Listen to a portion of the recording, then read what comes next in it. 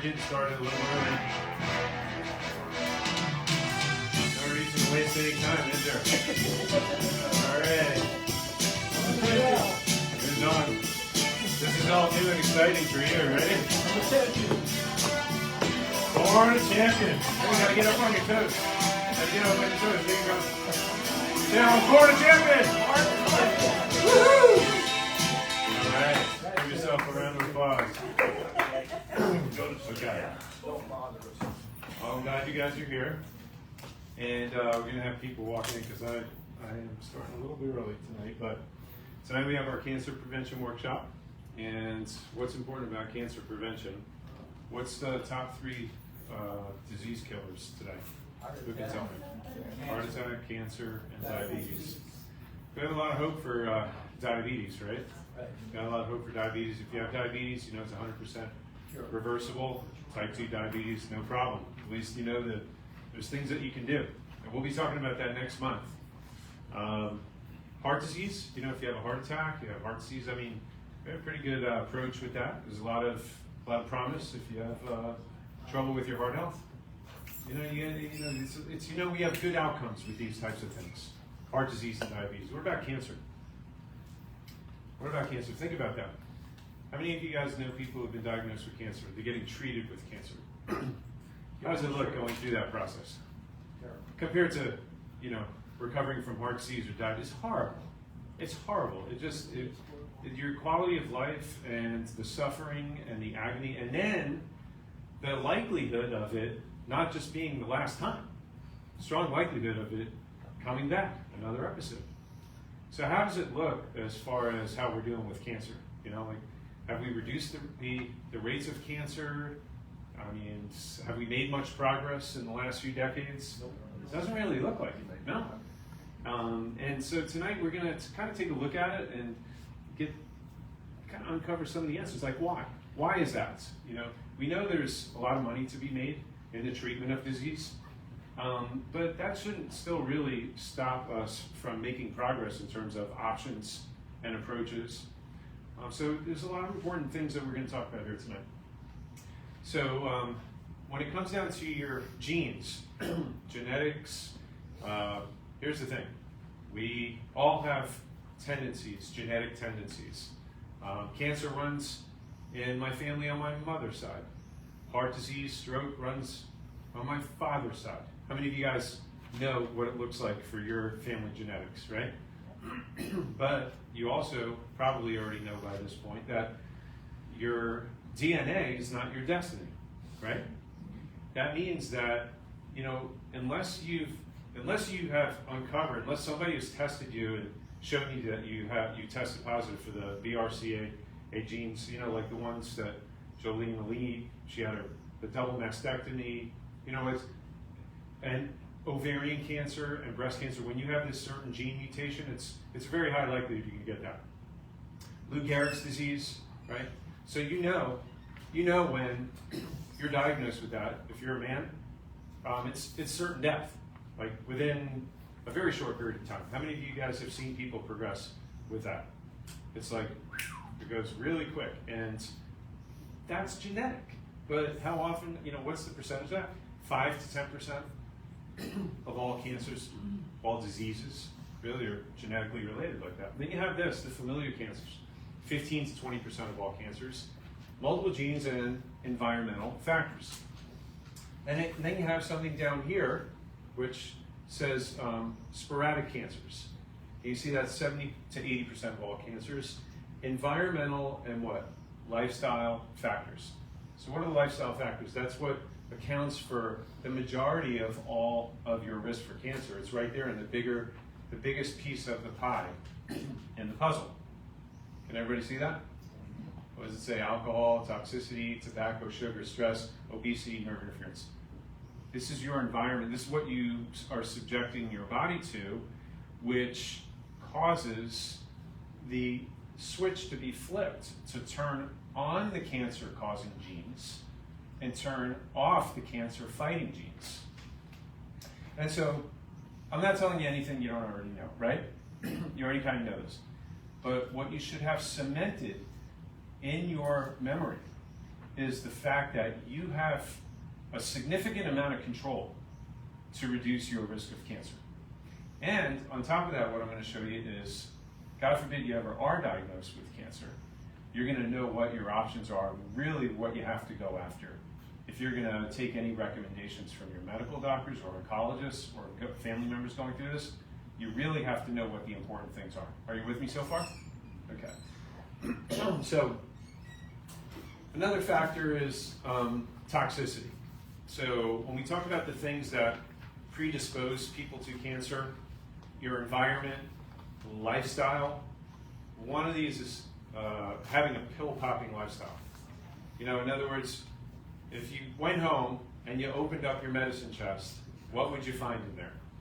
You know, antacids, Rolaids, Tums, cough syrup, Viagra. I mean, you know, I don't know what's in your medicine chest, but I'm just reading off the picture there. You get the point, right? And so when you look at that, you understand that we've been brainwashed. We're born into a medicine chest because that's what we saw our parents do. So we're born into this pill-popping lifestyle. If you live in the United States, even if you come from another country and you move here, you quickly realize that Americans are foolish because we believe that there's a pill for every ill, right? But then, you know, you become the average of the 5 people you hang around the most. And if that's your parents and your friends and they're doing that, you're influenced to do that too. So we have to, you know, at some point, know that this has an effect. You know, it leaves its mark. In addition to that, you may not know this, but one cancer journal showed that cholesterol drugs have shown to increase the risk of breast cancer by 83 to 143%. Did you know that? There's another journal, women taking an aspirin a day for 5 years or more increased the risk of breast cancer by what? 80%. There's another one. Antibiotic studies show that it associated antibiotics with an increased risk of breast cancer. So, how can we have a cancer prevention workshop without mentioning this? Are these factors? Yes or yes? Of course, yeah. So you can do lots of good things, but if we still have toxicity there and we're not peeling back the layers on that, these are things that I want you to be aware of. And then, you know, other things that are affecting our environment, genetically speaking, predisposing ourselves to increasing our risk of cancer is subjecting ourselves to unnecessary testing. Now, listen, whatever you decide to do with this information is up to you. It's your decision, obviously. What I am sharing with you is things that have been published in medical journals, medical schools, and one of the largest mammogram studies recently showed that the death rates from breast cancer were the same in women who got mammograms as those who didn't. One of the largest randomized control studies with using mammograms. British Medical Journal, largest study to date, found that. Not to mention, it significantly increases your risk of cancer. You know, when you put your breast on that plate and they're shooting high doses of radiation,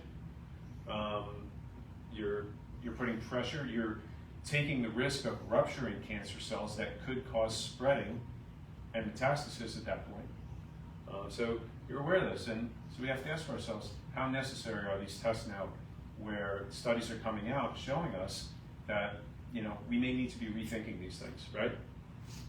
PSA screenings, prostate exams. Like that picture? Not necessary for asymptomatic men. Prostate exams contraindicated for non-symptomatic men. These are the latest studies coming out. Your medical doctors should be aware of this, and if they're not, you should be asking questions.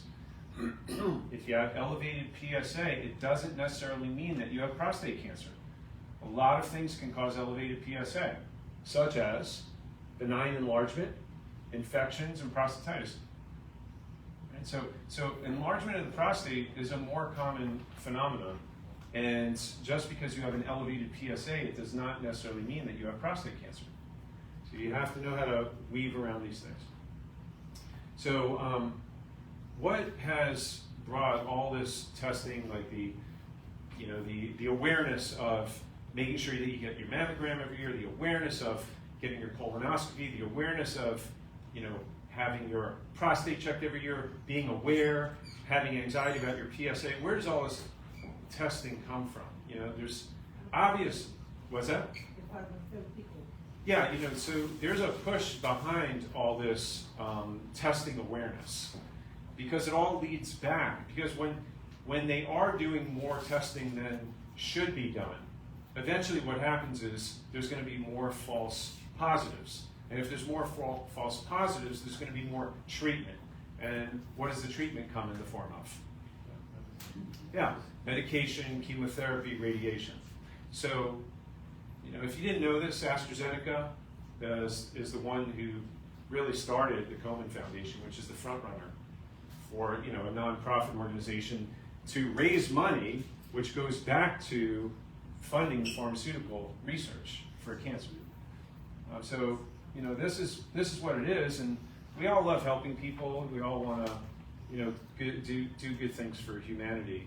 But at the end of the day, you really should be aware of what's behind this. And there's a lot of profit, a lot of greed, billions of dollars being made, and other businesses paying ungodly amounts of money to be licensed to advertise that, so that it makes them look good. It gives a good image, because everybody has this awareness of thinking pink, right? Because it's just like the thing to do. It's a culturally positive thing. But we really don't think about what's going on backstage. And none of that money is going to, you know, research cures for the cause of cancer. It only goes toward treating the effects, right? Isn't there more money to be made in treating effects than correcting causes? Yeah, cancer is a big industry. So I just want to make sure you're aware of that as far as the over-testing, over-diagnosis. The Journal of the American Medical Association starting to be more vocal about this, quoted as saying, our technologies have gotten so good that we can find some early cancers or things that look like cancer, that if we what? If we left it alone, would never grow, spread, or harm the patient. How is that? What do you mean, leave it alone? What does that mean, leave it alone?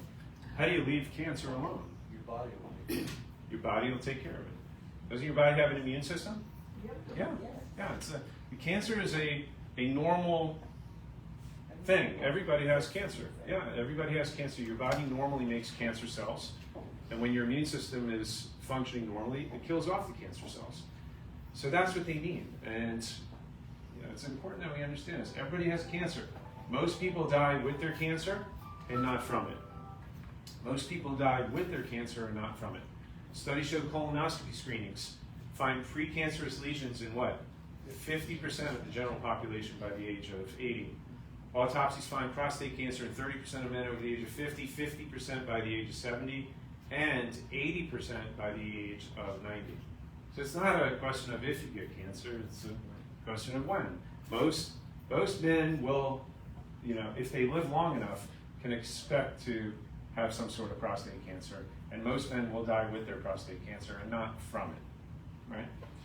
So we have a lot of awareness, and because of that, we have a lot of anxiety, and you really just, it's important. I give you this information so that you can kind of navigate and make informed decisions, and ask good questions, and just don't blindly trust the information that doctors are giving you. Doctors are good people, but they're part of a system today that, again, is, if it's only treating the effect and not correcting the cause, then it's not something that's going to be one and done, unfortunately. It's something that you continually deal with. So I want everybody to look at this picture here. What do you see in the picture on the left?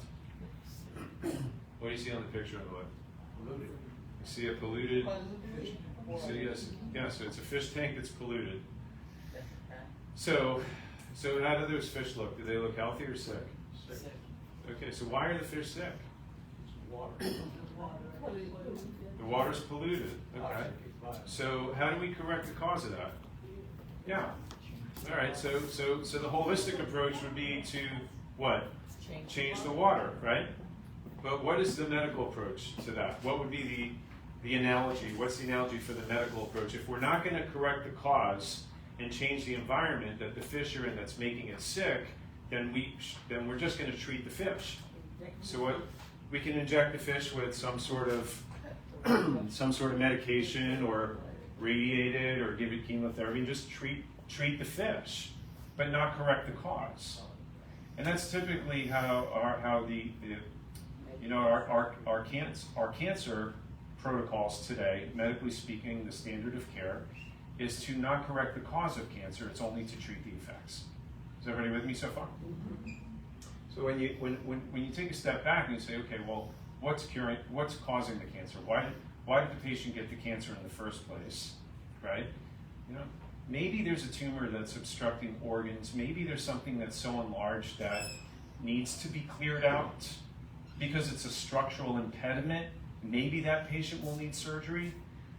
Okay, so that's a form of it. But again, in the process of utilizing modern medicine and the technology that they have in the short term, what about the long term to make sure that doesn't come back, that doesn't happen again? And those are the questions that I ask myself. So yeah, correcting the cause, clean up the environment. That's the holistic approach. And that's what we're going to talk about tonight. So this gentleman here, Dr. Otto Warburg, he won a Nobel Prize for the discovery of cancer and what causes cancer to thrive and survive. And he found this back in 1931. No disease, including cancer, can exist in a what? An alkaline environment. Yeah. So now when you look at a PET scan, what you're observing is something called the Warburg effect. Because what he discovered was that cancer does not require oxygen to thrive and survive. It actually prefers a non-oxygenated environment. Cancer likes a fermented environment and creates this byproduct called lactic acid.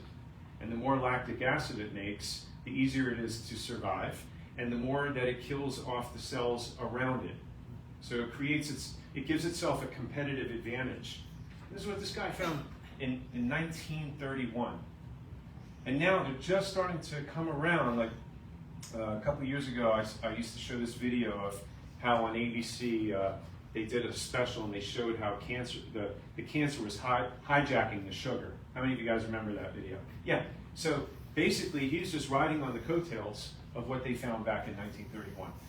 So when we talk about alkaline and acid in terms of the environment inside your body, what is your body supposed to be? It's supposed to be slightly what? Alkaline. What did Dr. Otto Warburg just say? No cancer can survive in an alkaline environment. So when you're healthy and your body works the way God created it, it's an inhospitable environment for cancer to thrive, right? So, you look at a pool as an example. Which pool would you rather be swimming in? That's a dumb question, right? So you wouldn't jump into the pool on the left because it's full of algae and all kinds of yuck and gook, right? And why does the pool look like that? How did it get that way? The pH is off. It's acidic. And so in order for algae to develop and thrive, those conditions must exist only in an acidic environment. Right? So what do you have to do to correct that? You got to get the pH right. In an alkaline, if you get the pH right in the pool, that's what it's supposed to look like. Are you with me so far? Same thing in your body. The cells in your body, if in a cancerous situation, most cancers are like a healthy alkaline environment for your body is right around 7.365. What is it? 7.365. What do you think cancer, alkaline or acidic? Acidic. So the typical tumors usually fall somewhere between 6.5 and 6.9 on the acid scale. That's where you're going to find it. So certain. How do you know if your pH level in your body is at? That's a good question. How do you know? You can test. They have pH strips that you can use with your saliva. You can get it tested with live blood cell microscopy. There's a couple of different ways. But yeah, I mean, if you really wanted to do it, I could show you how to do that. You do that here? We don't do that here, no. But I've had it done, so I can get you connected if you need help. So the point I want to make is it's what we eat. Certain things that drinks, foods, standard American diet. It's not alkaline. It's mostly acidic. And if you look at these things like processed meats, alcohol, caffeine, sugar substitutes, high fructose corn syrup, all of these things. What is it doing? It's not alkalizing, it's what? Acidifying. So when it's acidifying, what happens is that acid is not healthy for the cellular environment. Do you see the cells there? You see that picture there? They're all clumped together. Why? Because the sugar creates fermentation. And that fermentation, that acidic environment, breaks down the cell walls, and it causes the cells to clump and stick together, and it causes a fermentation in your bloodstream. And that fermentation is a very hospitable environment for what? Cancer. Discovered in 1931. I'm just showing it to you what it looks like now. It's a low oxygenated environment. And so if you want energy, what do you need? Oxygen, right? Cancer's going to steal that. Cancer's going to hijack that. And if you're acidifying your body, basically what you're doing is you're feeding cancer. And that's what happens. So cancer has only one primary purpose. It's to use sugar instead of oxygen for respiration, right? For energy. It doesn't need sugar. If you look at the picture on the right, you see live blood cell microscopy, which shows a healthy blood field. Look at the difference between that and what's on the left. Looks vastly different, doesn't it? It's a well-oxygenated environment. And so how do we maintain that? Well, when you put the foods that God made into the body that God made, you have a pretty good fix there. You got a pretty good match for the way your body utilizes this and maintains a healthy pH. Water-rich fruits, vegetables, lemons, limes, tomatoes, avocados, highly alkaline. Alkaline water, a lot of these waters you can buy, they're highly alkaline already. Things like this. So showing you the difference between feeding cancer and starving cancer. And when my mom first was diagnosed with cancer, she went over to Spain, and she was under the care of a world-renowned oncologist who did not use chemotherapy or radiation. But they used several of the protocols that I'm going to unpack for you here tonight, and one of them was what? Was this? Alkalizing. Yeah. And so when we talk about oxygen, when we talk about all these other things that we're going to hit on, it's all to make sure that you're creating a healthy internal environment which is inhospitable to cancer. You want to starve the cancer out of the body? You can't have an acidic environment inside and hope that's going to happen. It's just a hope and it's a wish, and it's not going to happen. You have to alkalize through that process, and maintaining a healthy blood oxygen environment is one of the main keys for this. Are you with me so far? Say yes? Okay, good. So how sugar feeds cancer, you're looking at a PET scan on the left. What do we say that's called? The Warburg effect. The Warburg effect. Because it's looking at how cancer, the metabolism of cancer is basically by elevated insulin. It's feeding on the sugar. PET scans measure how much glucose is being consumed by active cancer cells. Wherever you see those black splotches, what are you looking at? Cancer. Cancer cells have 10 to 50 times more insulin receptors than normal cells. Turn to your neighbor and say, wow. Wow, wow. Wake her up, wow. So insulin is like fertilizer for cancer growth in your body. So if you get this, you're never going to forget this. But you know that when you're having too much sugar, when you're running high A1C, when your blood glucose is high, what are you worried about? You're worried about what? You're worried about diabetes, obesity, but what else? Cancer. Yeah. Even long before you're diagnosed with cancer. Cancer is usually growing in your body for a good decade before you know it, you feel it, or it's diagnosed. But when you're running high A1C, blood glucose, you know your sugar's bad, but you're not even thinking about cancer, but it's already, you're in the developmental process with that. Is that important? Yeah. This is what I want you to have on your radar, So, if you've got these issues, if you already have many of these health risks, if you're overweight, obesity, if you have pre-diabetes, diabetes, if you're a heart patient, you already have several risk factors. And so that's where you have to ask yourself, like, how many times a week do you have the cheesecake or the sundae or the high fructose soft drinks? Are you just grabbing for whatever's cheapest off the shelf at the grocery store, or are you trying to get organic without the high fructose corn syrup?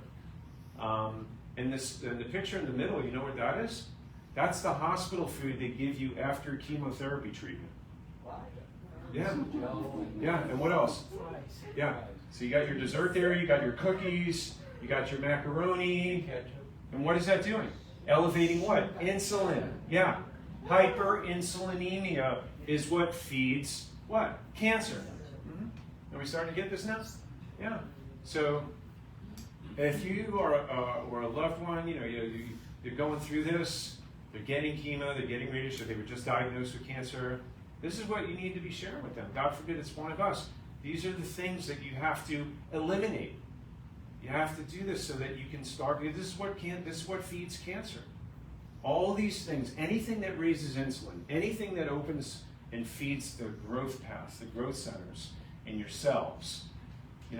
If you're think of the nutrition that we eat. Why do we have protein? Why do we have carbs? Why?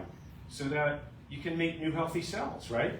Well, if cancer's already hijacking that, you're not going to make new healthy cells. You're making more cancer cells. The nutrition that your body's taking in, if it's not making new healthy cells, it's going to make cancer cells out of that. Cancer uses that nutrition to feed itself. So, take inventory. Whoa, that went a little faster than it should have. I didn't mean for that to go like that. Okay, so let's take inventory. Here's breakfast. You got grits, bacon, eggs. What's wrong? Oh, you got some toast there. So what's wrong with that picture? Insulin, right? What's wrong with the oatmeal? Yeah, I mean, if you're having carbs, you're not starving the cancer out of the body. Nutri-Grain, even though that looks healthy, it's got greens, it's got added sugar. What's that? Your Big Mac? No, your big. What do they call that? Egg McMuffin. Thank you. There you go. Same thing with your wraps, your rice, your beans, the yogurt loaded with sugar, the potatoes, the rice, the pasta. Now, for a normal person, you could probably have some of this stuff. But if there's a cancer diagnosis, that's what this applies to. That's like a cancer patient should not be having these types of foods. You have to be very, very careful and selective. So, okay, so in starving the cancer out of the body, so we have to eliminate sugar, right? Have you ever heard of the keto diet? Everybody's heard of the keto diet. It's, for some people, they use it to lose weight. That's fine. I wouldn't recommend it to lose weight. There's a lot of other ways that you can lose weight. However, if you were ever to be diagnosed with cancer, if I was ever to be diagnosed with cancer, this is something that makes sense because your body does not need sugar for fuel, whether it's your brain or your body. Your body has the ability to shift from sugar to something called ketones for energy. Everybody say ketones. Ketones. Right. So when you do a ketogenic diet, you're going into ketosis. And that means your body's making ketones. Your brain and your body can use that for energy. But can cancer use that for energy? No. That's why this is good. Because you're eliminating the sugar from the diet. And in most cancer cases, cancer is not going to be able to survive in that environment. And that's why the ketogenic diet is important in a cancer case. So fasting also, research has shown, has a beneficial effect on cancer. They've even shown that chemotherapy works better when patients fast or do time-restricted eating. Interesting, isn't it? Why? Because they've shown that when you fast, it shuts down the growth pathways inside the cells, the insulin receptors also. So in 1909, the first caloric restriction study demonstrated the inhibition with the growth of tumors in mice, back in 1909. Another study, they found that fasting simultaneously reduces, question, most of the cancer growth pathways, and also increases autophagy. Everybody say that word, autophagy. Autophagy. What does autophagy mean? Auto means automatic. Phago means destroy. So basically, the cells are automatically destroying themselves. Now that's a normal process of cellular repair and regeneration. That means getting rid of the old damaged ones and replacing them with new healthy ones. Who does that happen to? Everyone. Yeah, but you're facilitating that by fasting. You're facilitating. So that's why, even in the Bible, you know, the Old Testament, God told us what's good for our health. It's all laid out there for us. So fasting, you know, you can do a time-restricted fast. You can eat between 12. This is one of the easiest ways that I've seen people lose weight. We talk about at the workshop, and then I'll watch you lose 20 pounds. I'm like, what'd you do?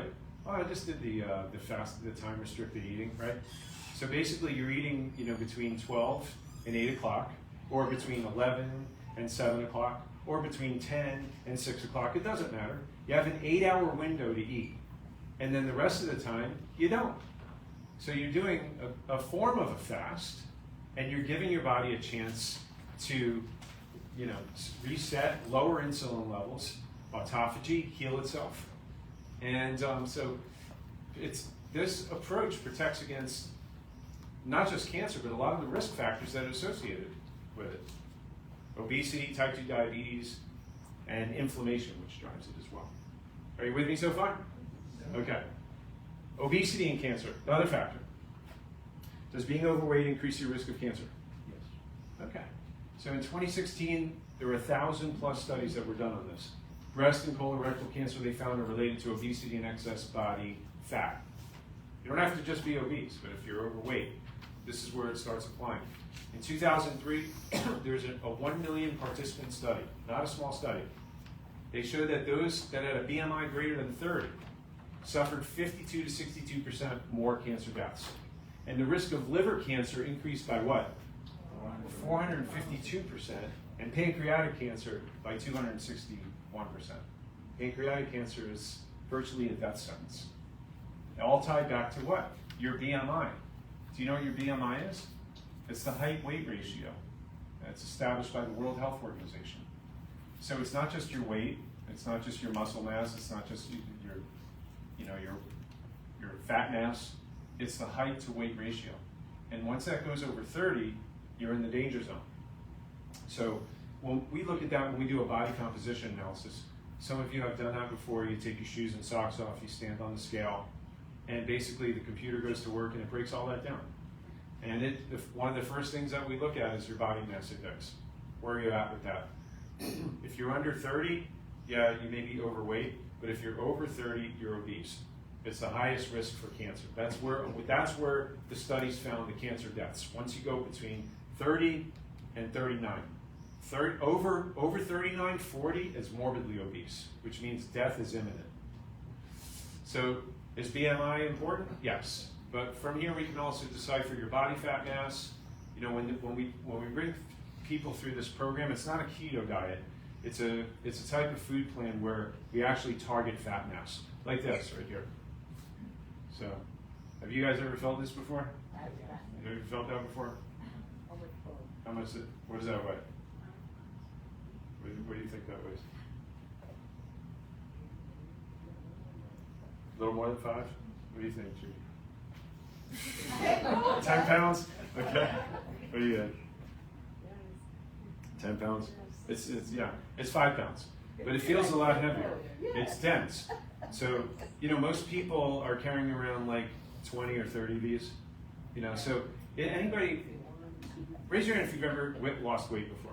Right? It's not very difficult to do. You can lose weight, but when you're losing weight by just cutting calories, you're not losing fat. You're dumping muscle and water. And the thing about this is a hormonal system. Fat drives something called cytokines, and cytokines spread inflammation in your body. That's why this causes more cancer deaths, because it drives inflammation. It drives what? Inflammation, yeah. That's the worst thing about the fat.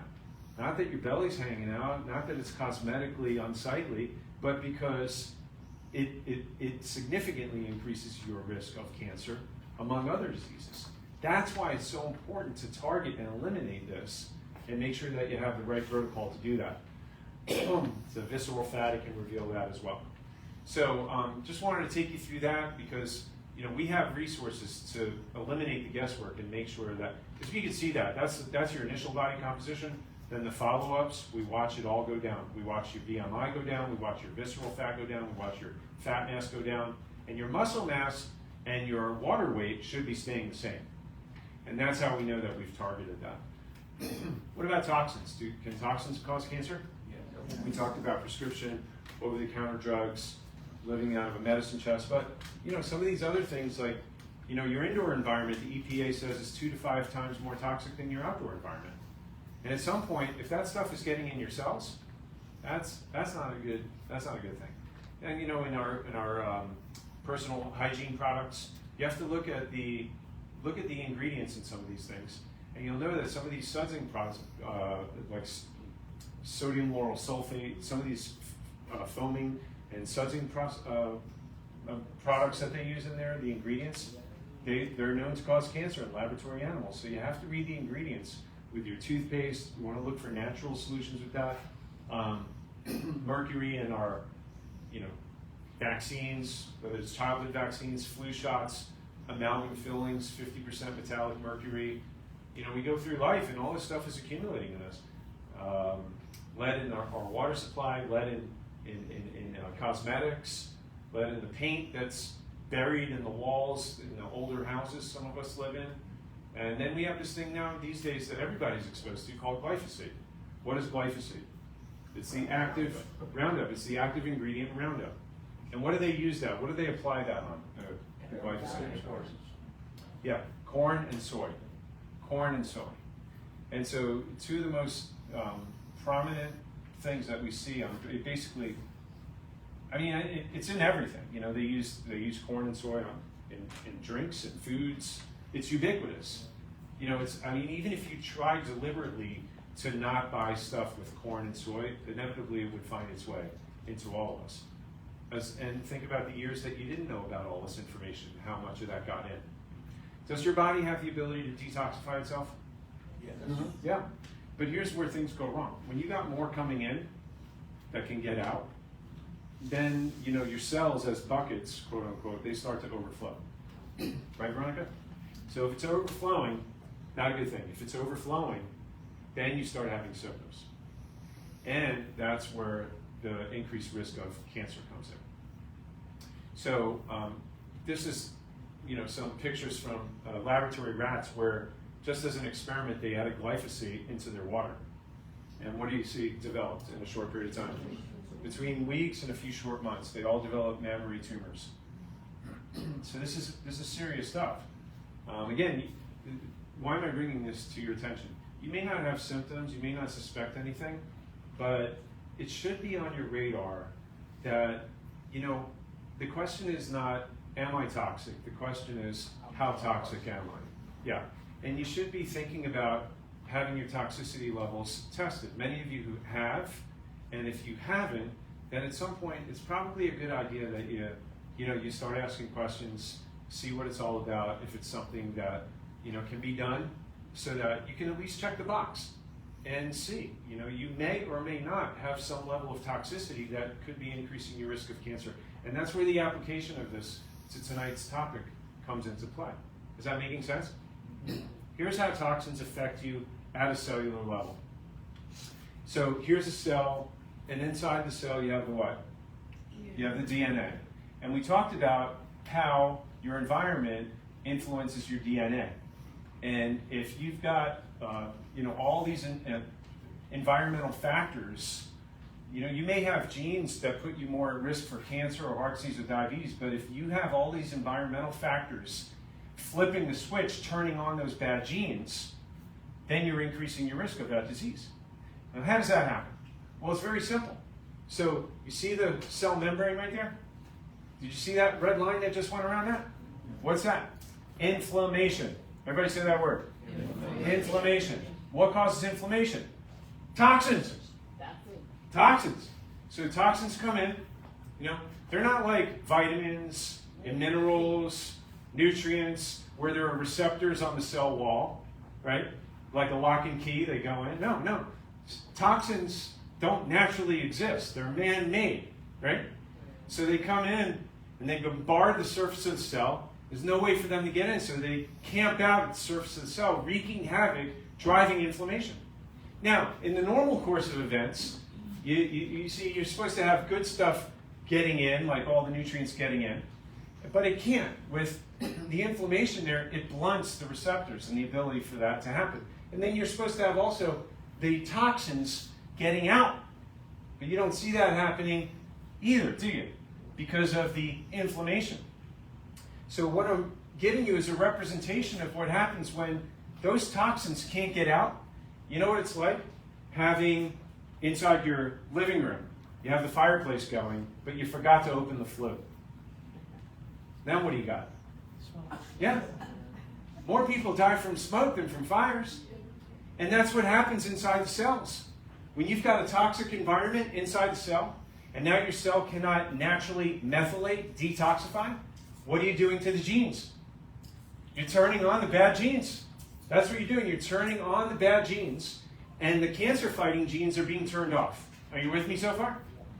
That's how toxins increase your risk of cancer, among other diseases as well, at the level of the DNA.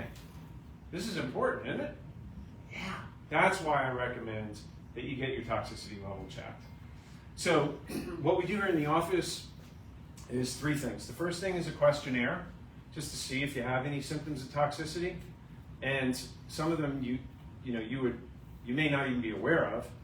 The second thing is a visual contrast sensitivity test, because if toxins are affecting you, normally they will affect your vision in terms of discerning fine lines.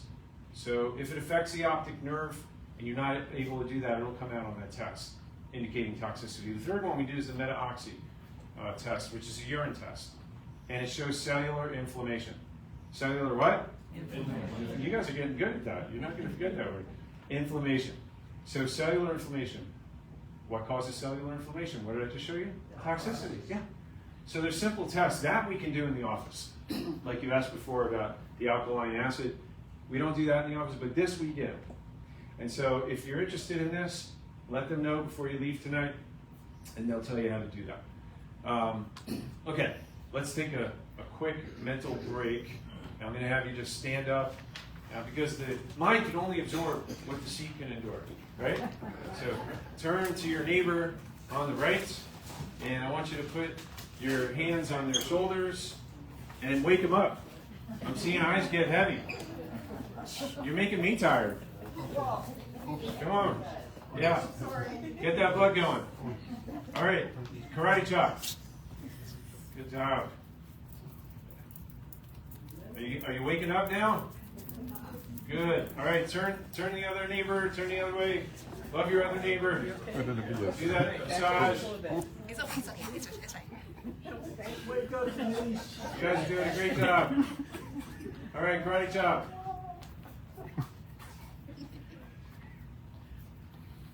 Excellent. Give yourself a round of applause. All right, ready for the second half. Here we go. Here we go. Okay. So, what do you see here? See people what? Exercising. Why is that important? Well, a little while ago I showed you that picture there on the alkaline acid scale and the cells and how important an alkaline environment is, right? When you're alkalizing, you're energizing. And one of the main factors here that's important that you see these cells doing is carrying oxygen, right? If you alkalize, you energize. Because when you have an alkaline environment, the cells have the proper negative charge, so they repel each other. And they can shoot more freely through the arteries and the capillaries, bringing more blood supply, more oxygen, right? And does cancer like that environment? No. So is exercise important to enhance that environment we're talking about? So we talked about two things. We talked about alkalizing, right? Eating more alkaline foods, reducing the acid foods. What else did we talk about? Low sugar, right? Eliminating the sugar, keeping your insulin low, getting rid of the carbs. And then now we have this, oxygen. It's really important to exercise, because cancer does not like what? Oxygen, yeah. So I know several people, and My mother had this as part of her protocol also. It's the hyperbaric oxygen chamber. Yeah, yeah. This is another protocol that, again, helps to create an inhospitable environment for cancer to survive inside the human body, tumors, cancers, wherever it is. Saturating the body with oxygen. How do you do that? How do you do that? You know, if you don't have a hyperbaric oxygen chamber, what's a good way to do that? Yeah, you could do deep breathing. You could go for a brisk walk. You could do deep breathing while you do a brisk walk. Yeah, you can lift weights. There's so many different things that you can do. But you know, if something is good for you, then you should be doing it more often, not less often, right? So good habits are just as hard to break as bad ones. You know, how often should we be exercising? 2-3 times a week, or really would we be doing a little bit every day? Wouldn't that be beneficial?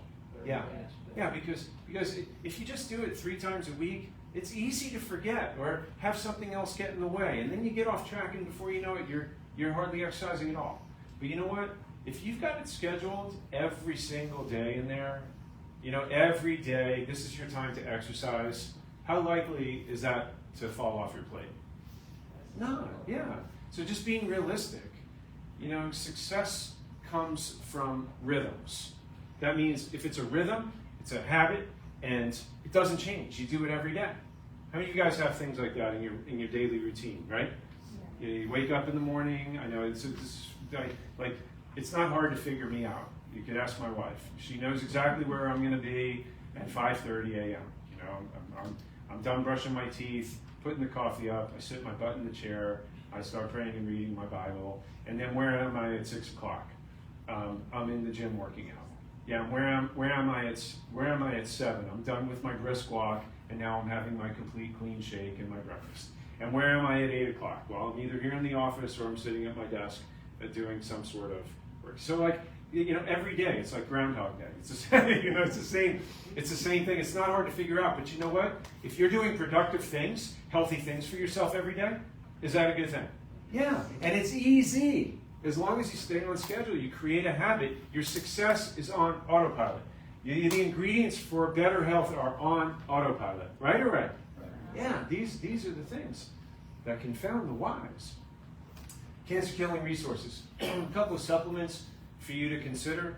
If you haven't had the complete clean, this is basically it's the shake. You got 2 scoops, goes in either water or coconut milk or almond milk, it doesn't matter, but call this the breakfast of champions. This is what I have after I work out because it's got a lot of protein in it.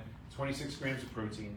It's got all your vitamins, minerals, complete multivitamin spectrum with the exception of vitamin D. It does not have vitamin D in it. But for purposes of tonight, I wanted to show you that it does have a low-level gentle detox in it, which is the N-acetylcysteine, which is the precursor that helps your body make something called glutathione, which is the master antioxidant in your body. So low levels of this on a daily basis helps to boost your body's ability to detox. Is that important? Yes. What else? I circled here quercetin and green tea extract. These two enhance antioxidant and anti-inflammatory actions, which together have what's called a synergistic or an amplified anti-cancer effect.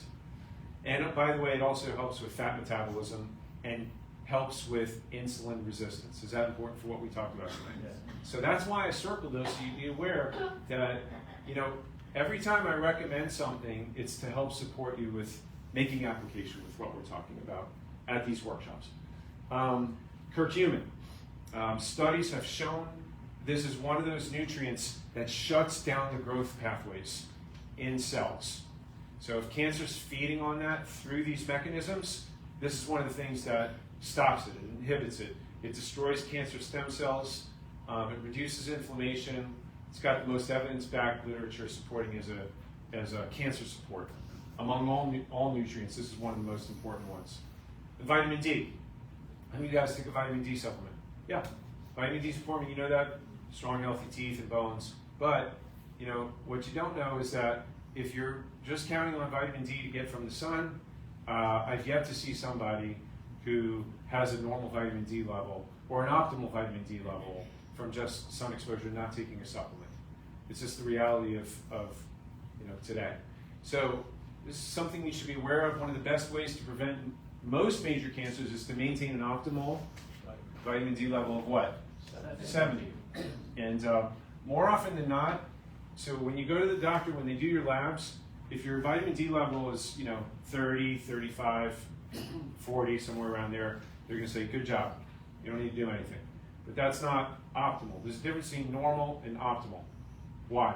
Because some studies show that there's evidence you can reduce your risk of breast, prostate, colon, lung, pancreatic, and ovarian cancers by at least what? 50%. So the sweet spot is 70. If you can get it right around there and maintain it there, then do that. That's why every year, when we do all your testing, once a year, we do the vitamin D test as part of this, so we can see and make sure your dosage is correct. If you're taking 5,000 international units and your vitamin D level is 30 or 40, something's not right. Your body's not absorbing it, you're not getting enough, maybe you need 10,000. So just because you're taking a vitamin D supplement, it doesn't mean that you're getting the clinical outcome that you're expecting. Are you with me? That's why we test. We don't guess, we test. Supplements it's not a bad idea, but you don't want to guess because it could just be becoming expensive urine, as we said. And what about probiotics? Is that important for your immune system? Did you know that 70% of your immune cells are in your what? Gut, yeah. So every day, at least one a day, you should be having probiotics. Now on top of that, if you want more, you got sauerkraut, you got kefir, you got yogurt, you got a lot of other things. Kimchi, yeah, you got apple cider vinegar. All these things will give you different variations and different strains to help populate your gut and strengthen your immune system.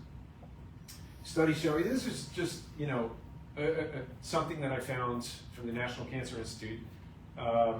Researchers have already begun to test whether tweaking the composition of the gut microbiome can boost the effectiveness of some cancer treatments. So basically, they're showing immunotherapy more effective when people were given probiotics. Even with cancer treatment, like I said before, when somebody's getting chemo, if they fast, it's more effective for the chemo treatment. They're showing this, when people take probiotics, it helps the immunotherapy work more effectively. So, if it works with the cancer treatment, it's still working. And the idea is to have it work so that you never wind up in that position. So one a day, really, really important recommendation. All right, so you guys got this in your handout. At the workshops, this is the only time that we give you the discount. It's 15% off any of the supplements that we talked about, any of the Ultraplex supplements. There is one in there that I didn't cover, the CoQ10, but it definitely helps to promote normal cell function and normal cellular replication and growth. So, last thing I want to tell you is, what's the number one factor? What's the number one factor that increases your risk of cancer? Well, subluxation. So, you got your core four there. You got function, fitness, nutrition, and education. We covered everything tonight except this part, the function. Cancer risk is primarily dependent on the proper functioning of your nervous system. Proper functioning. Proper is the operative word, right? Does a dead person have a nervous system? Does a dead person have a nervous system? Yeah. Does a dead person have a heart, lungs, liver, spleen, kidneys? Dead person has everything that you and I have, but they don't have, and there's no life in that nervous system. So it's not functioning. So you need life, and you need a properly functioning nervous system. Dr. David Feltman at the University of Rochester School of Medicine said that nerve fibers go into every organ of the immune system. We found that if you took the nerves away from the spleen or the lymph nodes, you virtually stop the immune response in its tracks.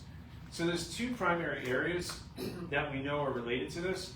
The mid-lower back, which affects the spleen and the immune system from there, and then the upper part of the neck, where we're looking at the atlas. Atlas. Everybody say atlas. Atlas.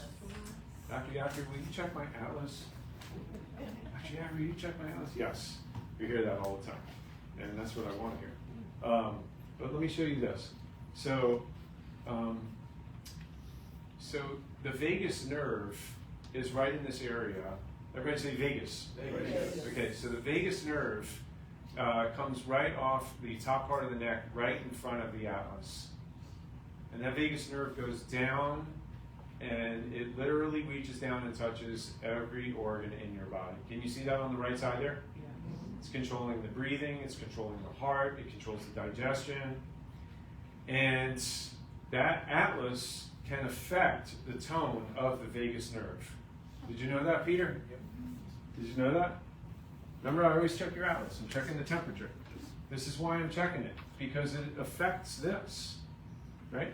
So, an atlas subluxation negatively affects the vagus nerve, changes the tone of the vagus nerve. So if you look down here at the bottom, you'll see an atlas that's out of alignment there on the left, and you see an atlas that's in alignment there. So they've done studies on this. When I was in school, I read up on this study.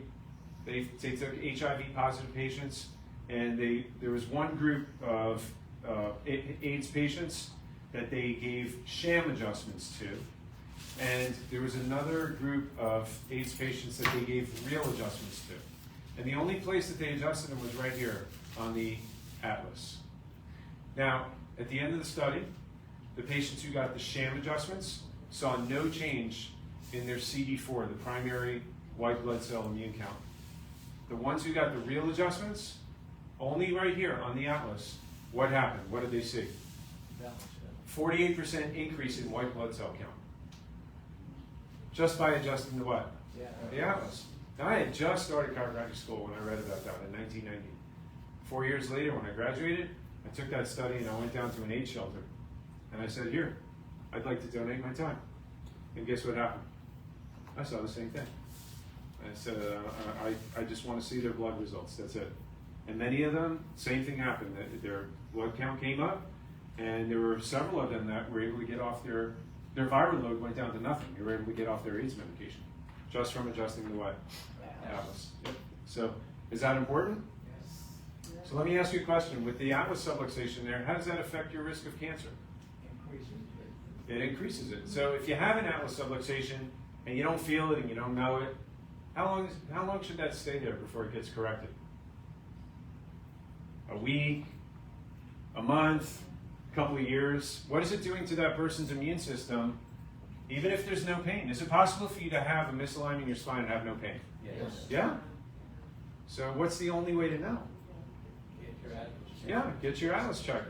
How do you know if you have cavities? Do you wait until your teeth hurt, or do you usually go more often for cleanings? Right? Hey, I'm here to get a cleaning. I want to make sure that I keep my teeth, right? Hey, I'm here to have my atlas checked. I want to make sure that I want to make sure I don't get disease. I'd like to prevent it instead of wait and treat it. Makes sense, doesn't it? That's why you guys are coming in on a regular maintenance schedule. So here you go, opposite. How does that affect your risk of cancer? When it's in alignment, it decreases your risk of cancer. So what's the best thing to do when you get a cold, flu, like you're feeling like you're fighting something? What's the best option? Should you just stay in bed and take some Sudafed and do nothing, or when you get a call from Tamara or Deborah and they say, ooh, well, maybe you should come in and get checked. What do you think the best thing to do is? Yeah. Why do you get checked? Because you want your atlas checked. You want to make sure that your brain and your body are in full communication and that your immune system is not negatively being impacted. It's not necessarily a boost for your immune system, but it makes sure that there's no interference so that your body can function and heal at its optimal potential, right? Here's 1,000 infants subluxated at birth, right? Manual medicine, they found this in Germany. This Dr. Gutman, he did the study, discovered that trauma to the upper cervical spine caused many health problems beginning in childhood due to lowered resistance to disease. He found by realigning the neck that they were able to eliminate the conditions of what? Lowered resistance. Again, pointing to which area? The atlas. You remember Christopher Reeves? And he flew off the house. Where did he break? He broke the atlas. He broke C1. What did he die from? Not paralysis.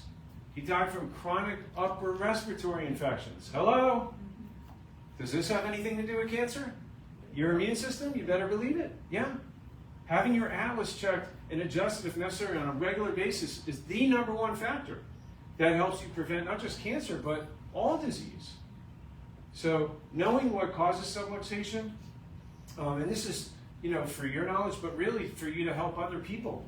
you know, the birth process. Some of you guys have grandchildren, you have relatives, newborns, you know. If they had a hospital birth, what's the likelihood they were subluxated at birth? Like 90%. Yeah. Sleeping on your stomach, falls, trips, car accidents, fender benders, sitting at a computer. Now we have this text neck. Right? Yeah. So, you know, people should be getting checked more often than they don't.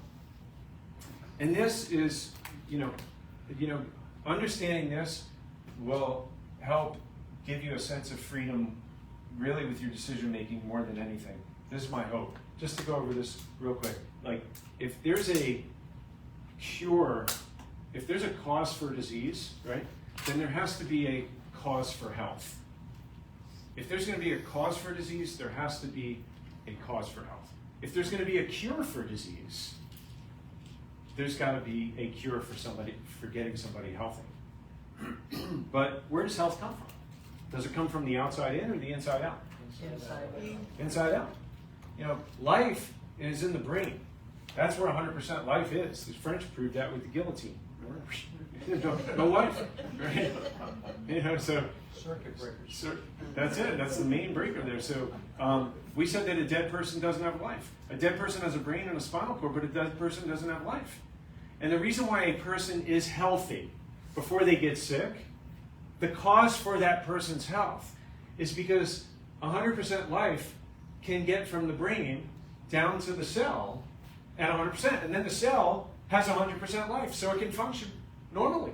And that's a condition of health. Then the cells communicate to the brain and say, hey, I'm healthy. Keep doing what you're doing. I like the way it's going.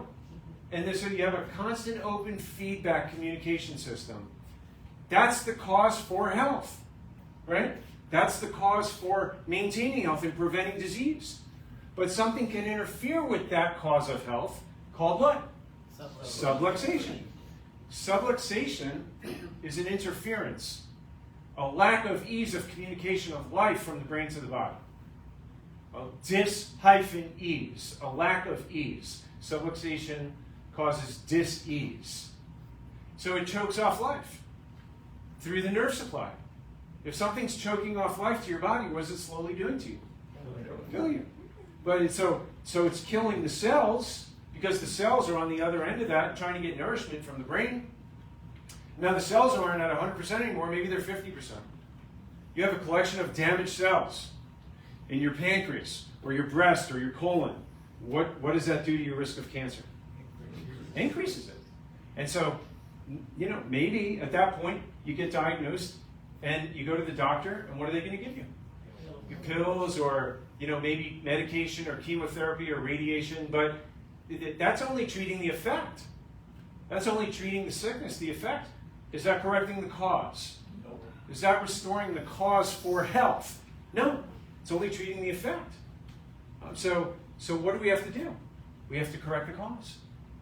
So it doesn't matter if somebody has cancer or diabetes or a headache or back. It doesn't matter. Just correct the cause. I remove the interference with an adjustment. Remove the interference, not so that I can cure the person, but so that the body can heal it from above, down, inside, and out, and restore life, restore the normal flow of life, the cause of health. And then when that happens, what happens to the cells? They can restore, they can rejuvenate. You get rid of the old cells, put in new healthy cells, because that comes from the life that's being expressed in the body. And then when that happens, then what?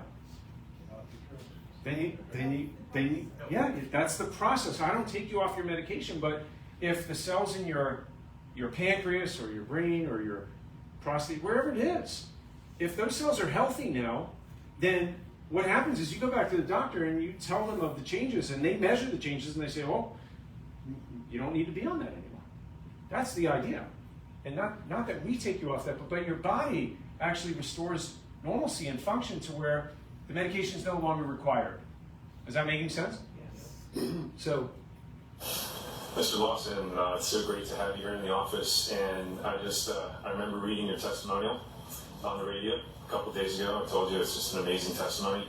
Just wanted you to tell the viewers exactly of your experience. I mean, you are a cancer survivor, multiple myeloma to be exact.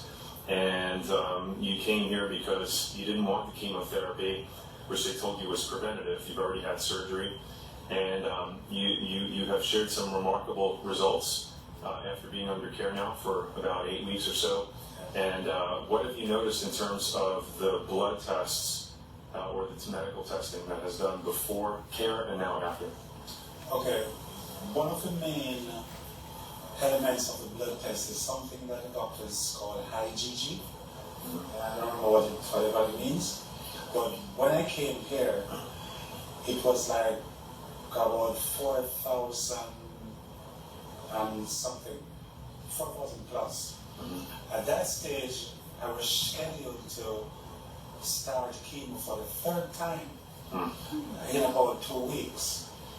But after about 2 weeks of chiropractic care, and I went and did my blood work, that 4,000 was reduced to 3,400. And I said, wow. So when the doctor called me, I said, Doc, I'm not ready yet. And so I continued the chiropractic care, and I've done another blood work since, and it dropped to 3,000. I'm doing another one in another 2 weeks. And how my body feels, I know it has gone down further. And so this has prevented me from not going back on the chemo. And it's just so exciting for me. That's great, because what you've learned is that God put an amazing healing power inside you, and power that made the body heals the body. We just got to find and remove the interference, and you're putting that application into play. Exactly. I'm convinced that the process of subluxation had caused this sickness on me. Yeah. And so it's now being corrected. That's right. And I just have to give the body time and help it along with nutrition and more natural foods and exercise to have it corrected. And I'm convinced by God's grace it will be reversed. The best is yet to come. So that's a good example, right? So there you have it. I would never tell you to stop taking your medication. It's just get adjusted, give it time, and watch the body heal itself. And people always ask me, you think you can help my friend with cancer? Do you think you can help my friend with this disease or that disease, or the worst possible case scenarios? And my answer will always be this: are they alive? Are they breathing oxygen? Yes. If they're alive, if they're still living, and they have a spine, what I'm going to do is I'm going to do an exam, and I'm going to look for interference, nerve interference. If I find subluxation and we work on it, we correct it, you give it enough time, they're much better off without the subluxation. I don't care whatever the condition is, they're much worse off with their condition and subluxation and nerve interference. They're always better off without the nerve interference, right? Right. And that's the approach. So, did you guys learn something important tonight? Yeah. So, practical application. Who needs to know what you learned tonight? Everybody. Yeah. It's a shame because the Bible says, "For lack of knowledge, our people perish." And there's people all over looking for answers, trying to find what can help them. And they're looking at from the outside in. They're looking at this pill or that supplement or that no-need fruit juice that grows in the Amazon, or they're looking in all the wrong places. Not that there's anything wrong with supplements and eating good and exercising. Those are all important things, but none of it is more important than proper nerve supply. And people don't understand where health comes from. They've never had it explained to them. The majority of people, they've never had it explained to them. So what exactly is it that needs to be shared tonight? Like, if I was to ask you, what was the most important thing that you just learned? What would your answer be? Get it to us. I would say and focus on the atlas, because like you said, Sounds like that's where it all starts. Focus on the atlas. Yeah, the atlas is super important. That's what has preeminence. So that's the spigot. If it ain't right there, it's not going to be right anywhere. So yeah, you got it. But it's not easy to explain. The minute the word chiropractic enters the picture, it's like there's a disconnect. Like, what does that have to do with my health? You know, like we were saying earlier, Charmaine. So I understand it, I get it.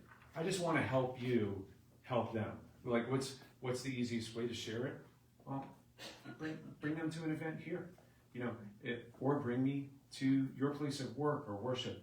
You know, I'm not a stranger to doing public speaking. You know, I can handle that. You know, and when I'm invited and there's a group of people, I'm happy to do it. I don't charge for it. You know, if it can make a difference and you know, get somebody turned in the right direction, let me know. And then for those of you, you know, who are here tonight, I know there are no guests, but if you have friends or family, we have these friends and family coupons, and you know how they work. Rarely do we include the x-rays, but this includes the x-rays, the full workup. So if you're watching tonight, if you're at home, or if anybody here has friends or family that they want to bring into the office, they know they need to get in sooner than later and they're ready, ask for one of these and they can help make that connection for you. So thank you for being excellent, wonderful, perfect students tonight. You guys are awesome. Yes, you're awesome. It's the teacher. Thank you. Thank you. I appreciate the opportunity. Thank you so much for coming tonight, guys. One more thing. So for those of you guys who needed the supplements, I know we have limited quantities up there. Ask them. You'll get your discount tonight. If you wanted to do the body composition analysis, let them know, or the toxicity testing before I forget. So at least you guys know. Yes? I've written Adios. Dr. Natural Healing about elevated full body temperatures, cancer cells can't live. Yeah. They go in a sauna every day. Yeah. Elevated That's true. full body temperature. They did that with my mother for 2 hours every day when she was in Spain. Sauna, yeah. There's a number of different ways to do it. Sauna is one of So them. you got one now. Yeah, I do a sauna twice a week. I'll do it 140 degrees for 20 minutes.